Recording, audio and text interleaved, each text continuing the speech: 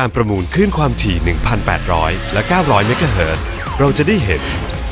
สัญญาณมือถือที่เร็วและแรงขึ้นสัญญาณที่ครอบคลุมและมีประสิทธิภาพการสื่อสารที่เข้าถึงได้ทุกๆคนในราคาที่ถูกลง